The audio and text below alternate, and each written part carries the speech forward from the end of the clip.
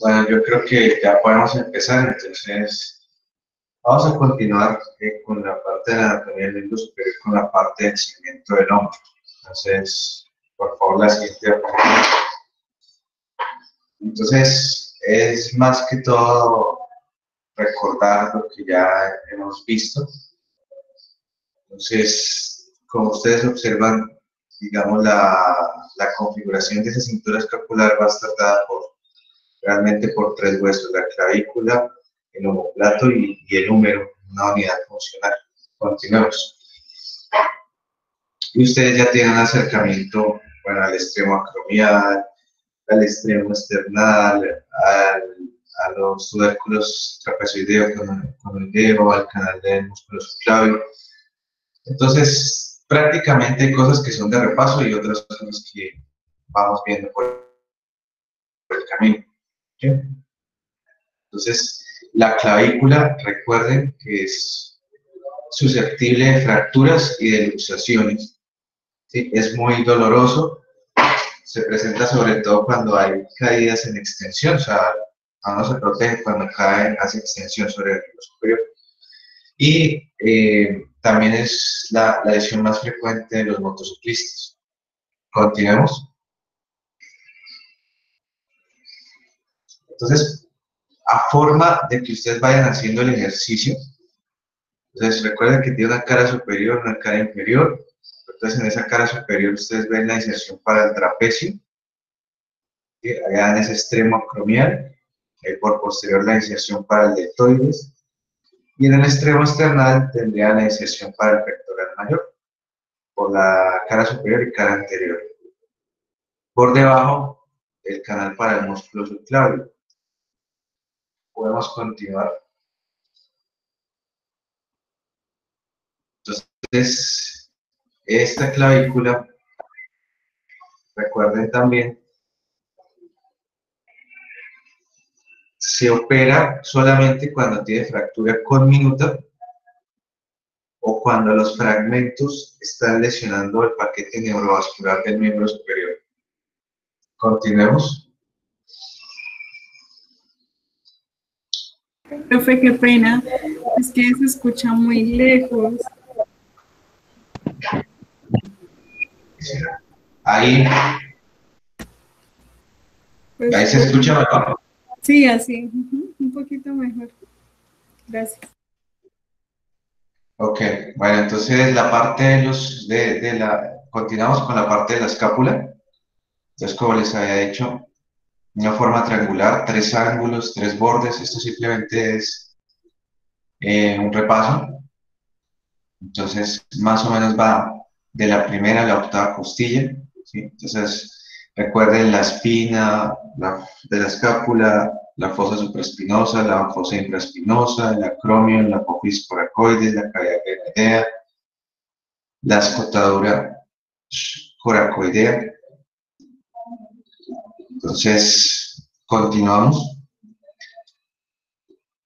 Entonces, por la cara anterior estaría la fosa subescapular.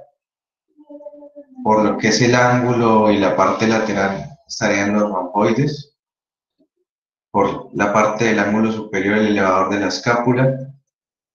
En los tubérculos supra y infraglenoideos, pues la parte del músculo bíceps y tríceps. Digamos que también estaría enclavado todo lo que son los músculos del manguito de los rotadores.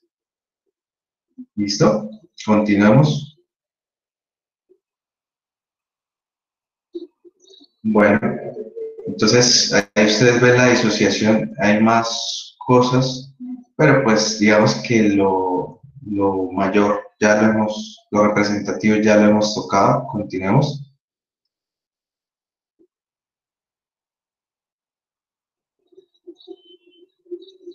Entonces es importante que ustedes tengan en cuenta esa unidad anatómica de tuberosidad mayor o troquíter y tuberosidad menor o troquín, y qué estructuras se insertan en cada una de ellas, ¿sí?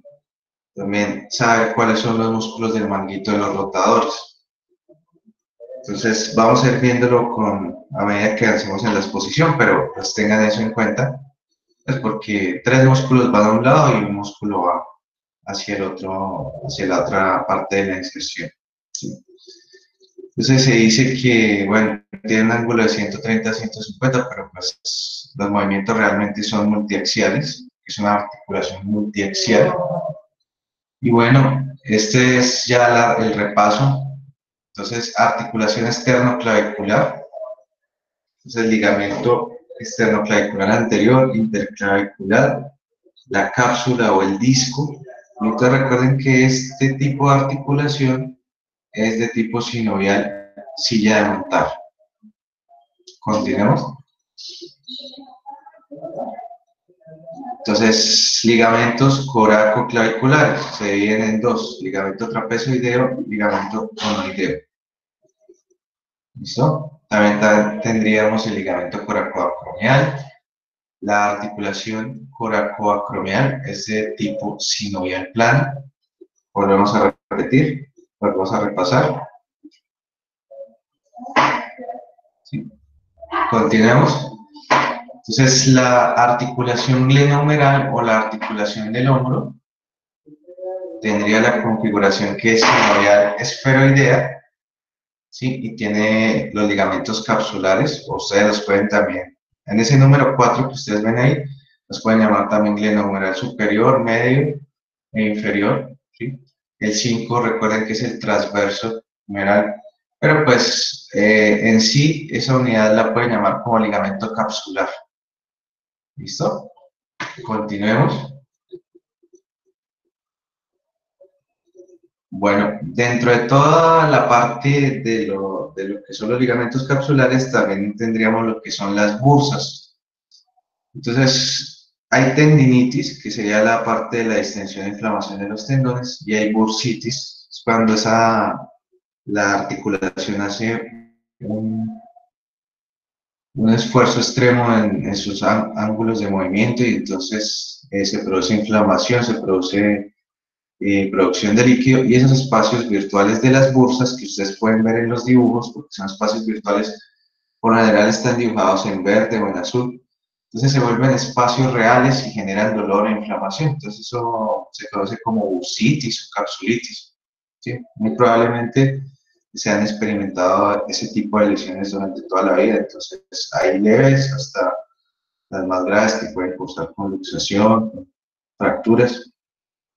Entonces, sobre los ligamentos coracoideo y trapezoideo, pues simplemente la forma y sirve para dar estabilidad ahí a la cintura escapular. Continuemos, por favor. O bueno, devolvámonos un poquito, que aquí está, ¿sí? Entonces, observen que en esa escotadura, en el número 7, escotadura coracoidea, ¿sí? Arriba, en el número 6, entonces está la parte del ligamento, ¿sí? Ese ligamento es el que se puede calcificar, ¿sí? Entonces, como ustedes pueden ver, ahí se forma un orificio, se llama ligamento coracoideo, y forma lo que es el orificio coracoideo, y ese se puede calcificar y puede atrapar el nervio supraescapular. Continuemos, por favor. Entonces, la articulación glenohumeral, ¿sí? Esto ya es tomado, digamos, de lo que es la target, ya cambian un poquito los nombres, pero no se confundan, es la cavidad glenoidea con el húmero. Entonces la llamamos glenohumeral o articulación del hombro. Entonces recuerden que es sinovial esferoidea, ¿sí? Tiene movimientos multiaxiales, está favorecida por el manguito de los rotadores, ¿sí? Y la cintura escapular. Entonces hay un concepto clínico que se llama el rodete glenoideo, que es que, digamos, normalmente en el hueso uno solo ve la cavidad glenoidea como tal, pero miren a su izquierda, el rodete glenoideo implica que haya un cordón fibrocartilaginoso que lo que hace es aumentar la superficie articular y permite que la cabeza del húmero permanezca estable, ¿sí?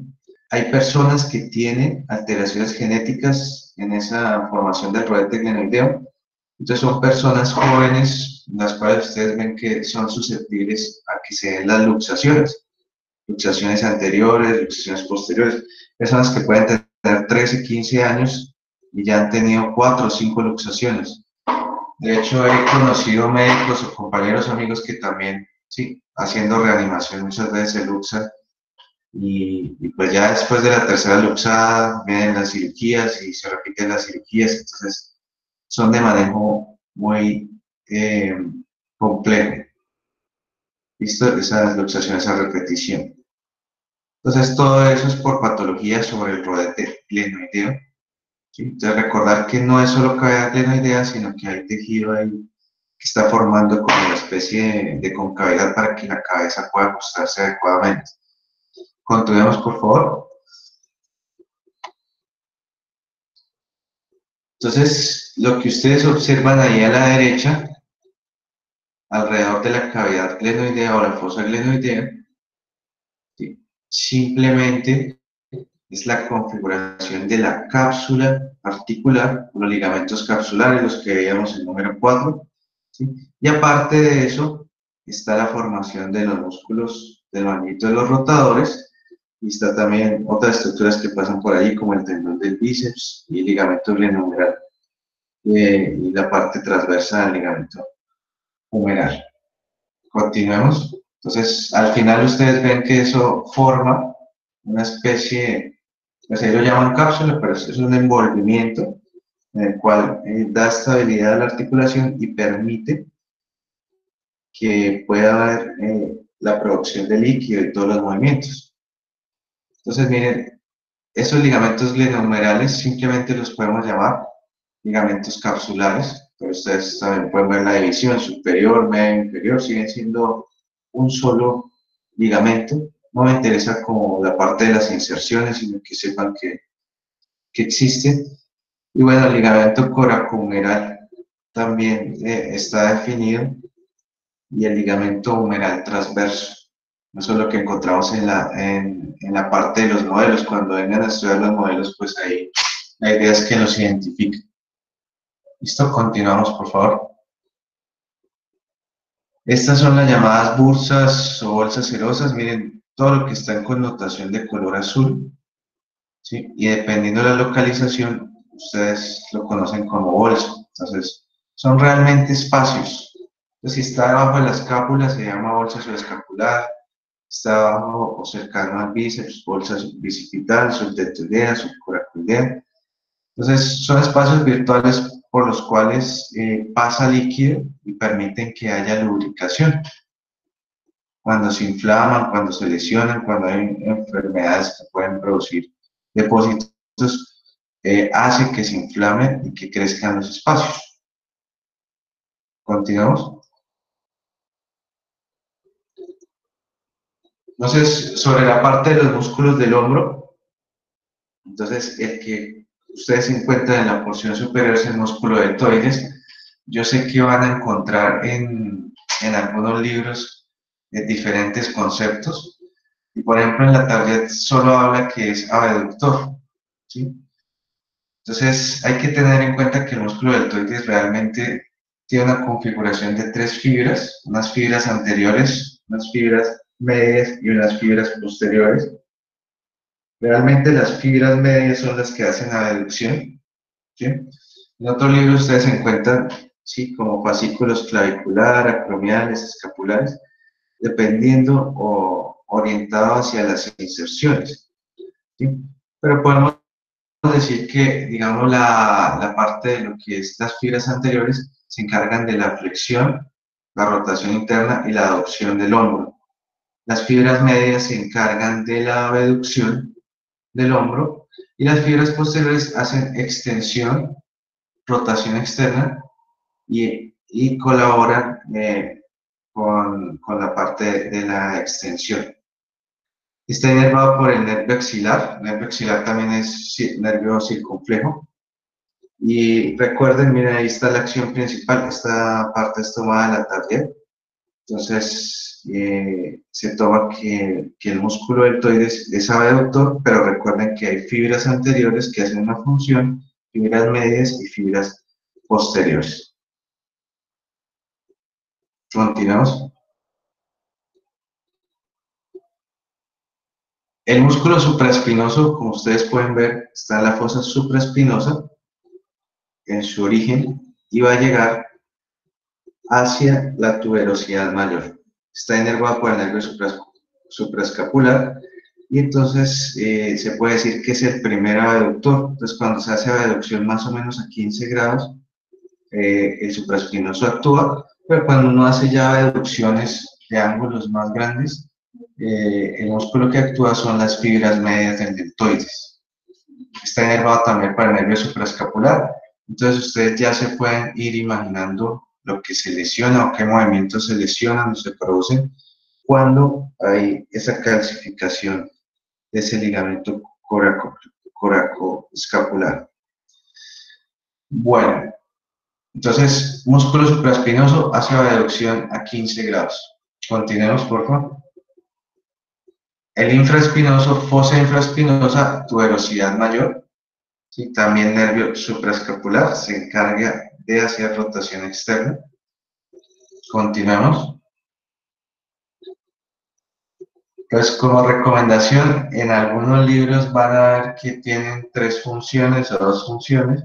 Recuerden que siempre hablamos de la función principal. Después de la función principal vendrán las secundarias, pero entonces las preguntas son sobre función principal. El músculo redondo menor, como ustedes ven, también va de la zona de la tuberosidad mayor o troquíter hacia el borde axilar del omóplato de la escápula, ¿sí? Entonces, hasta este punto, si me devuelvo, estaría viendo que tanto el redondo menor como la parte del infraespinoso y el supraespinoso se insertan en el trocánter, trocánter no, tuberosidad mayor o troquíter, ¿sí? Entonces, la pregunta es, ¿qué se inserta en la tuberosidad mayor? Entonces tendríamos supraespinoso, infraespinoso y redondo menor. También colabora con la parte de la rotación externa. El redondo mayor, ustedes van a ver que va a venir desde casi el ángulo inferior de la escápula. No es un músculo del manguito de los rotadores, pero va a ir hacia el labio, la correa bicipital. Hay labio medial y labio lateral, ¿sí? Y este hace aducción del brazo. Tiene un nervio propio llamado nervio del redondo mayor. Pero bueno, la idea es que hasta el momento ustedes sepan que en la apófisis coracoides va a venir la inserción del pectoral menor, del bíceps y del coracobraquial. Y el ejercicio es hacer lo mismo con las diferentes estructuras. Entonces la tuberosidad mayor tendría la inserción, entonces ya saben, supra, infraespinoso y redondo menor. Continuemos. Y el subescapular, como ustedes ven, fosa subescapular hacia la tuberosidad menor o troquín. ¿Sí? Esta es sacada de la taller, de las últimas versiones, pero miren que volvimos al pasado, entonces ya habla de troquíter y de troquín. Y este es rotador interno y también hace aducción. Entonces recuerden, músculo supraespinoso hace aducción a 15 grados, músculo infraespinoso hace rotación externa. ¿Sí? Después tendríamos la parte del músculo subescapular, que hace rotación interna. Y bueno, estos son los músculos del manguito de los rotadores. Entonces, hagan un paréntesis ahí.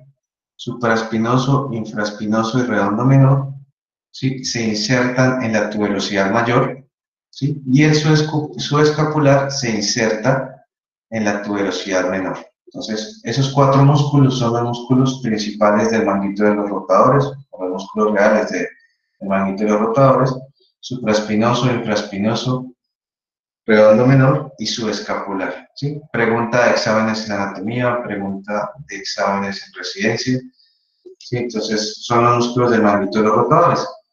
Y esos músculos de magnitos rotadores lo que hacen es generar la funcionalidad sobre la cintura escapular, apoyar los movimientos primarios, o sea, todos los movimientos que se hacen en esa articulación.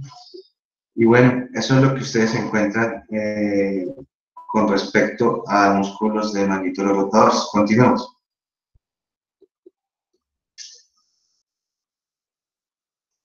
Entonces, sobre las patologías más comunes, más no las principales, bueno, o todas más bien, tendríamos lo que es la luxación del hombro, ¿sí? Entonces, ahí en la imagen de la derecha ustedes ven un paciente que sufre luxación de hombro, ¿sí? Entonces, muchas veces son caídas en flexoextensión, a veces son haciendo fuerza sobre el eje torácico, ¿sí? Y hay unos signos clásicos que en la clínica se describen, por ejemplo, abajo está el llamado signo del hachazo, ¿sí?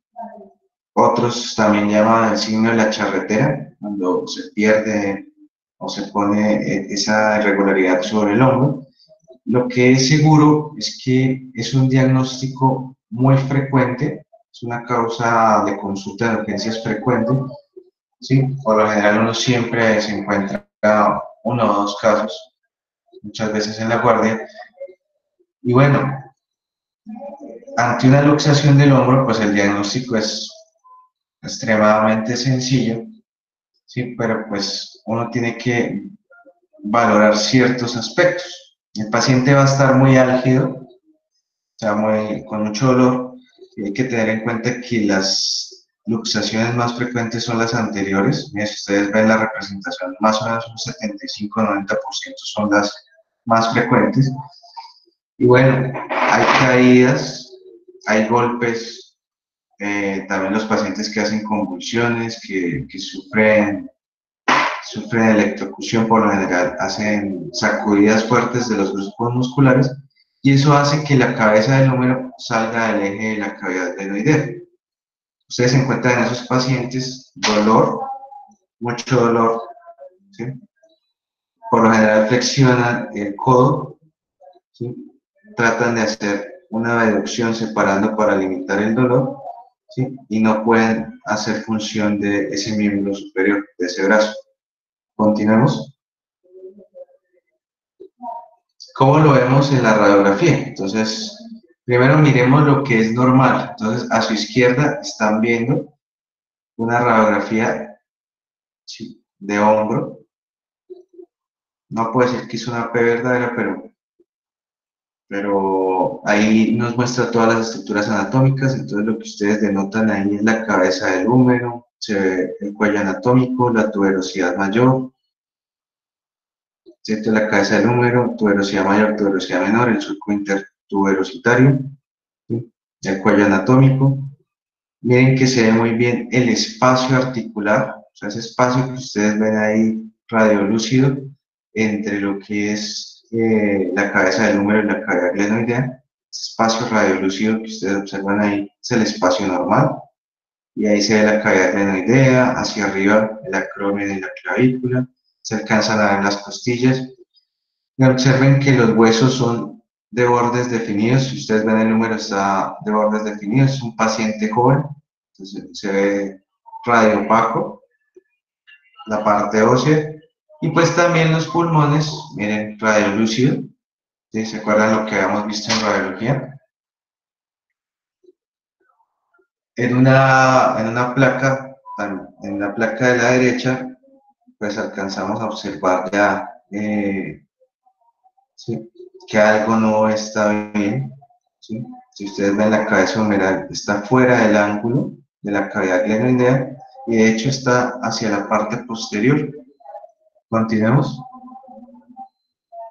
Pero como tenemos que ver todo en tercera dimensión, miren la de la izquierda, ¿sí? ¿Dónde está la cavidad glenoidea?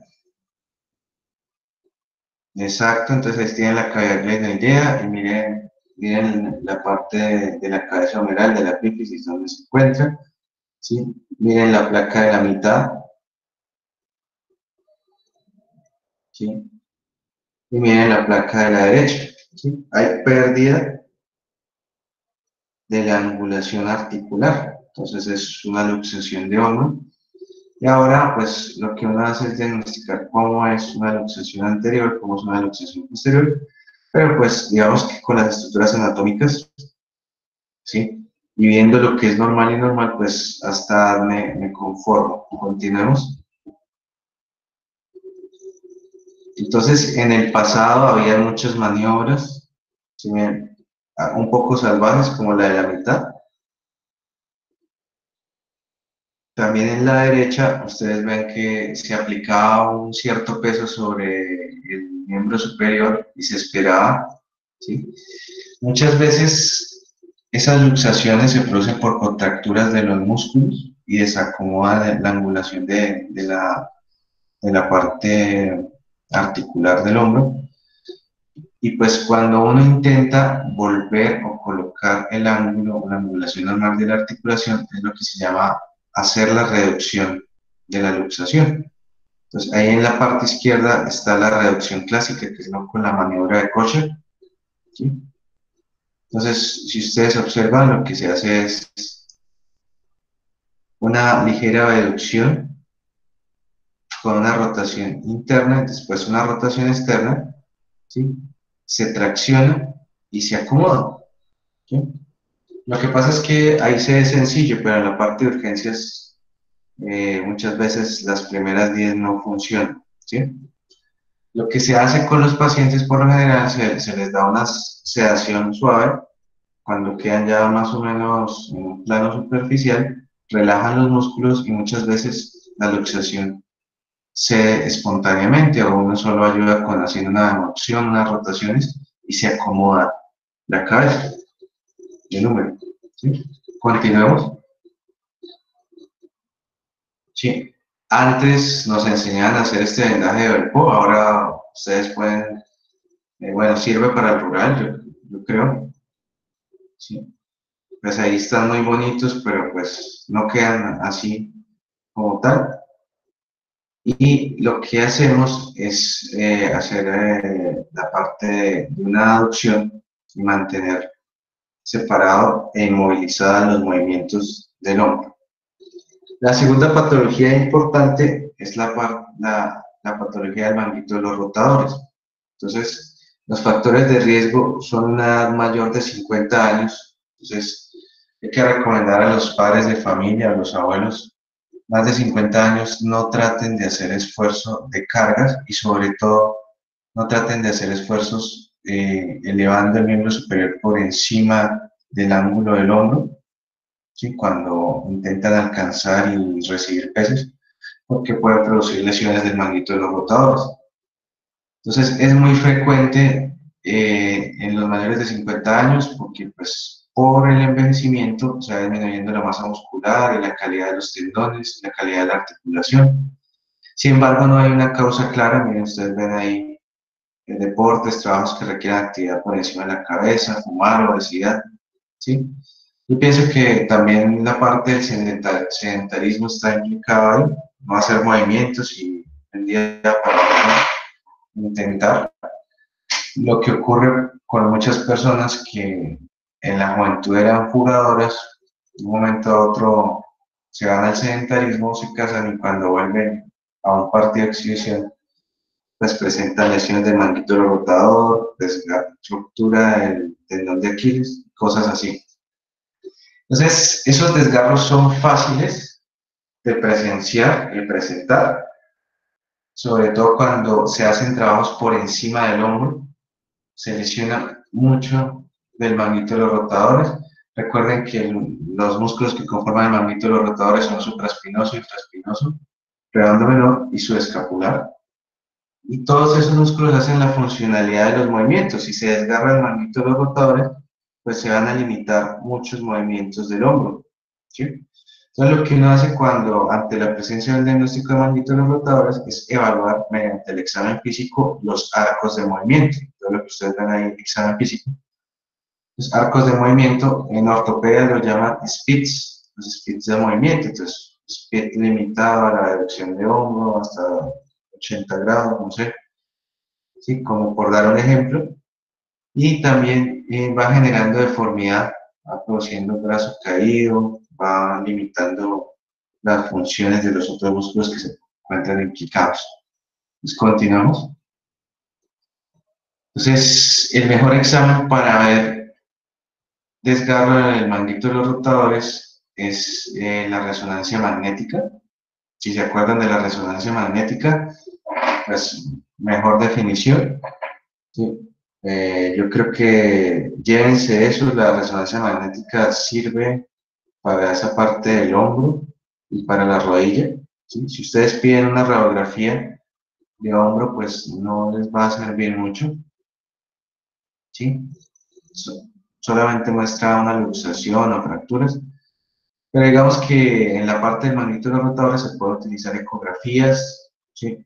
que realmente son funcionales porque se alcanza a dar los tendones y rupturas y líquido, pero el mejor examen sería la resonancia, así como en lesión de rodilla también sería la resonancia.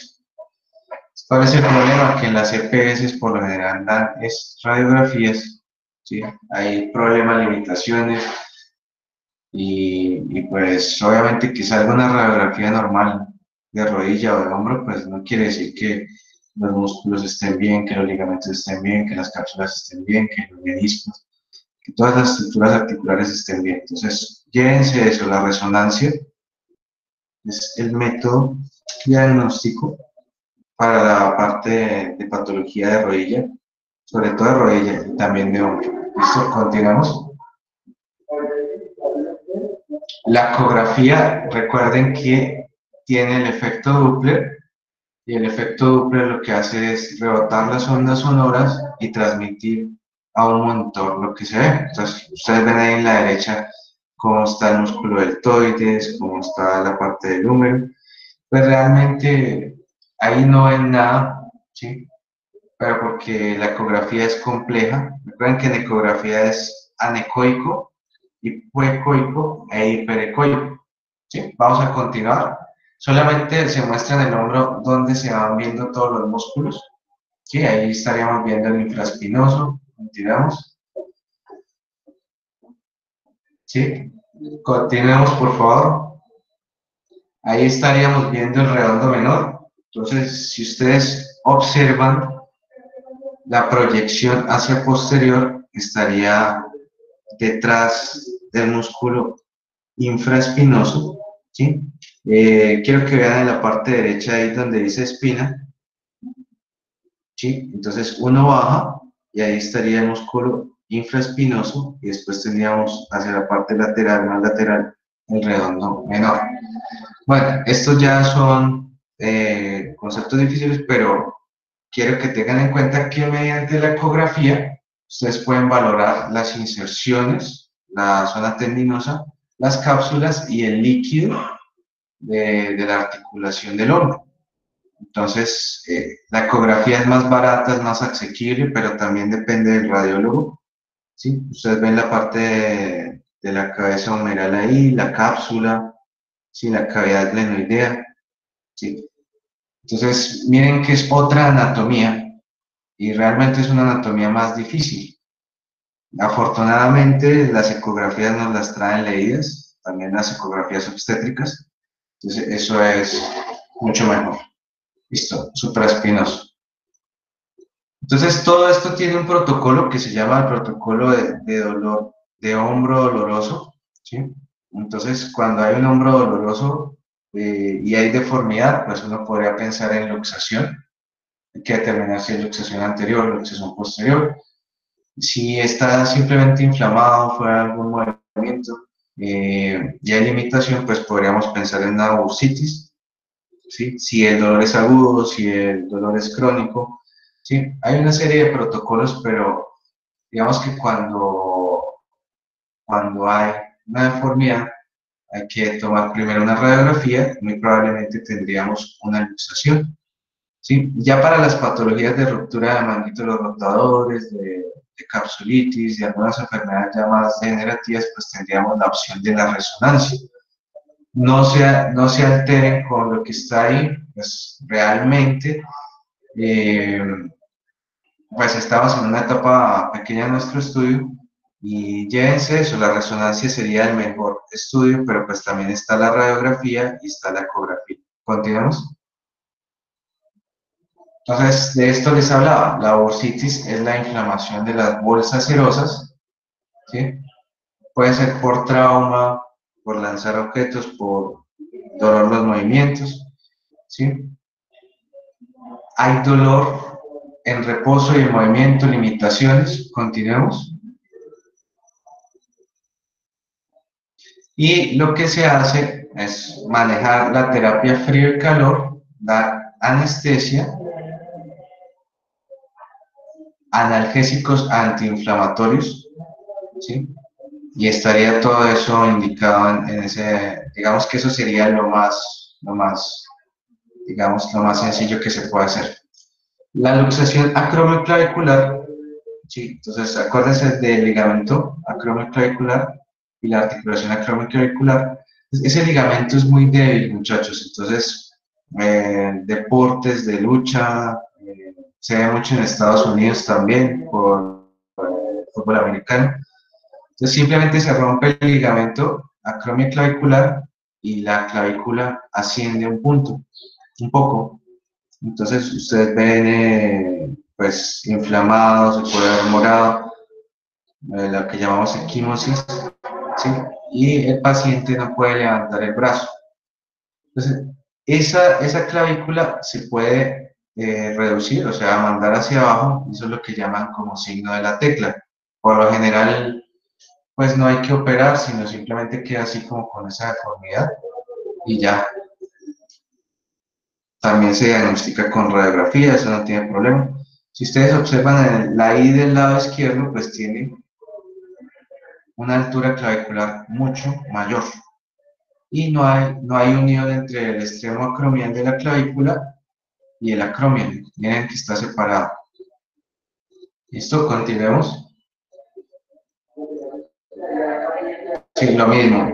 Analgesia, corticoides, terapia física. ¿Sí? La terapia física también es muy importante en los manitos de los rotadores, las lesiones. Entonces, para que lo tengamos en cuenta. Listo, entonces eso es hombro, a grosso modo. Si ustedes ven, es un repaso de lo que vimos esta mañana. Si ya podemos terminar la grabación. No sé qué preguntas tengan, muchachos.